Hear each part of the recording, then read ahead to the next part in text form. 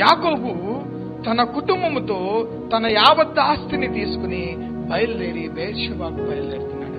ఆయన ఏం చేశాడంట, తన ప్రయాణాన్ని కొనసాగించడానికి ముందు దేవునిని ఆరాధించి దైవ దర్శనము పొంది ఆ ప్రయాణం కొరకు ప్రార్థన పూర్వకంగా సిద్ధపడినట్లు మనకు కనబడుతుంది. యాకోబు దైవ నడిపింపు కొరకు, దేవుని యొక్క సహాయం కొరకు దేవుని మీద ఆధారపడుతున్నటువంటి వ్యక్తిగా మనం చూస్తాం. ఇది నా ప్రియమైన దేవుని బిడ్డలారా, ఎవరైతే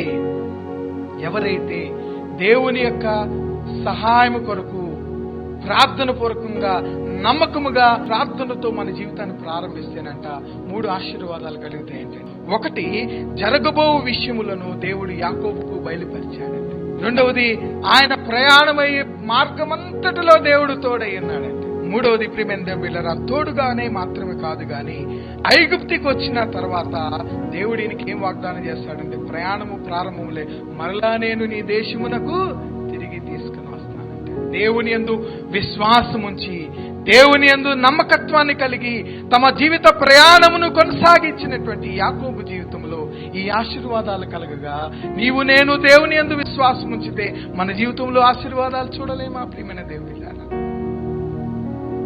ఇది నీవు నేను కూడా మన జీవితంలో కూడా ఇలాంటి అనుభవాలు మన జీవితంలో కలగాలంటే దేవుని యొక్క సహాయం కొరకు దేవుని యందు విశ్వాసం ఉంచేటువంటి వ్యక్తిత్వపు ఆశీర్వాదాలు, అనుభవాలు మనలో ఉన్నాయి.